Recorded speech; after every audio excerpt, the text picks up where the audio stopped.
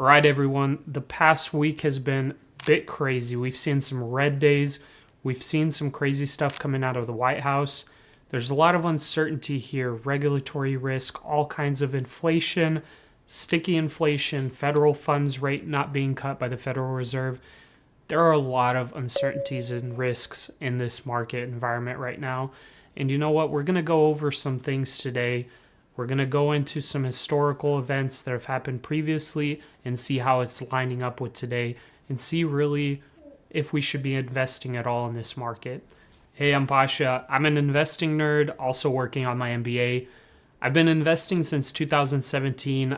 I've made a lot of mistakes along the way, but I've also learned a lot. So I really made this channel just to get some knowledge out to, regular people that don't really spend too much time learning about investing, reading books on it, things like that. I've also created a $10 a day challenge, which I've been posting daily for the past over 500 days, just showing my positions, my changes, and that's been outperforming the market. So that's basically me. But let's get into what we're talking about today. So as a lot of you are aware, we have hit all-time highs in the S&P 500 recently, and there have been some pullbacks. There are talks about tariffs, deportation, talks about pressuring the Federal Reserve into cutting rates.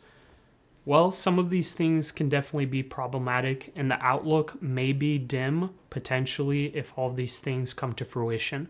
So one of the time periods that I would like to really dive into that are starting to look kind of similar to what we're seeing today is the 1960s, 1970s. This is a time where inflation really started to ramp up. The Federal Reserve tried to fight this inflation. They essentially drove the market into a recession and had multiple waves of inflation, which eventually turned into hyperinflation, meaning double-digit inflation with a peak of 14.8% inflation around 1980.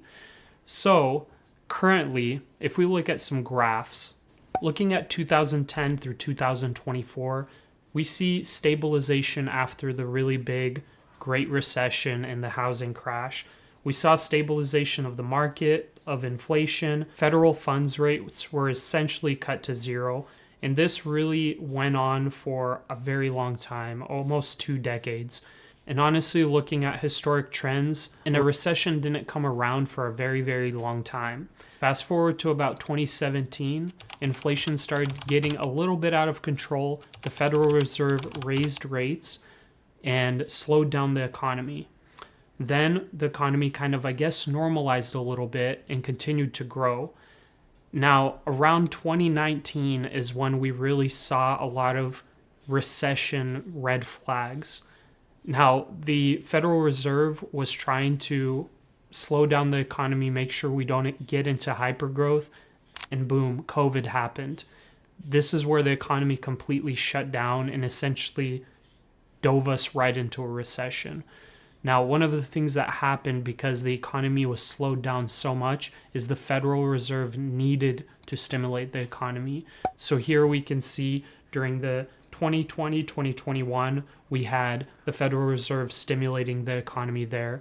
In 2021, we really start to see inflation spike up, and the Federal Reserve started raising rates around 2022. So currently, the Federal Reserve has slowed down the economy significantly. But what are we seeing now? We're seeing mass deportation, tariffs, and consumer sentiment going to almost a decade low. These are all potential inflationary factors. Now, the tariffs and the mass deportation are directly inflationary. Now, for the consumer sentiment being so low, this means less spending by the consumer and a slowdown in the economy. Now, with inflation still being sticky and the Federal Reserve trying to keep their rates at where they are, if we see a slowdown in the economy like this, we start seeing unemployment rates rise because there have been massive layoffs in the federal government. We could potentially see the Federal Reserve pressured to lower rates from now. Now, in June of 2022, we hit 9.1% inflation. Now, this compared to the 1960s and 70s is not crazy enough to really call hyperinflation. We're currently sitting at about 2.9% inflation. But let's talk about the 60s and 70s. So looking at this graph from 1963 to 1977, we had pretty much a normal economy based on back then because Federal Reserve rates were regularly around 3 or 4%. We had nice controlled inflation and a steady growth in the economy. Now, around the end of 1966, we started to see a spike up in inflation. The Federal Reserve started slowing the economy around 1968, and once it started slowing down the economy with those increased interest rates, inflation started to go down and the economy started slowing down. But the Federal Reserve did not wait for inflation rates to normalize and started stimulating the economy by cutting interest rates. This led to a really big spike in inflation in the coming years. And we actually saw inflation hit 12.3% in November of 1974. This was basically doomsday. People were getting priced out. The market was not growing. It was going crazy back then. And guess what? The Federal Reserve had to step in and start slowing things down again. And they made the same mistake again. There was a third wave that eventually hit 14.8% in 1980. So these are a couple of things that happened during this cycle, and it was very, very harmful for the consumer and the regular family back then.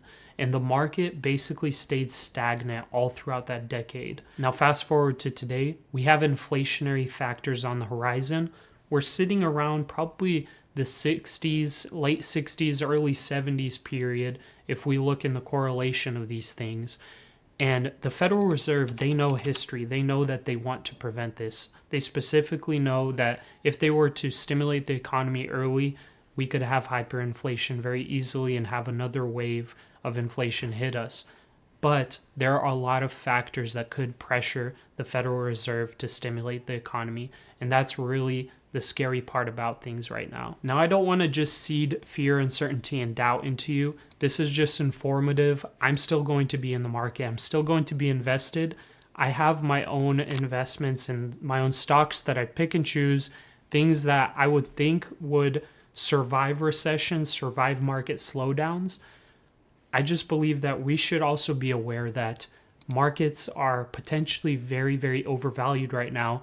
And during times like this, they could get hit very, very hard. So as for looking at some valuation graphs, let's look at the Shiller PE ratio. We're sitting at around 36 or 37. This is basically at all-time highs if you don't count the tech bubble in 2000.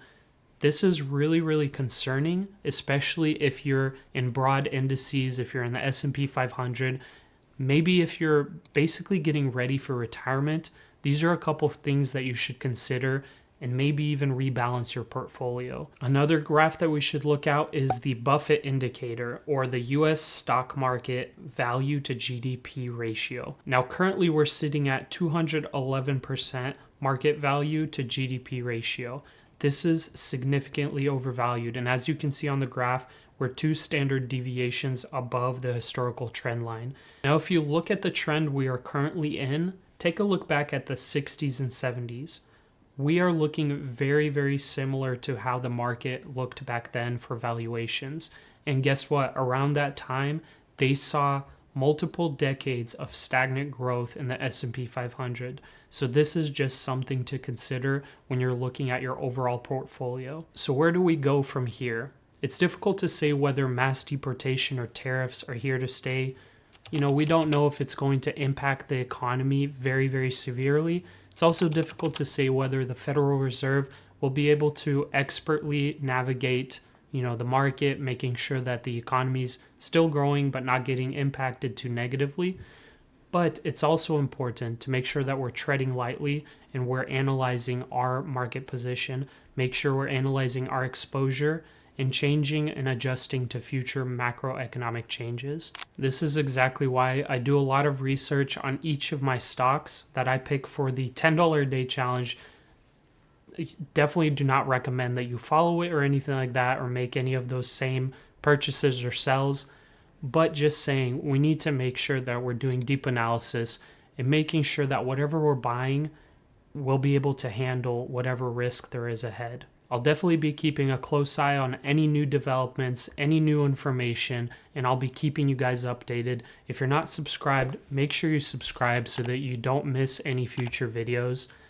But I appreciate you being here. Thanks for watching, and I'll see you in the next one.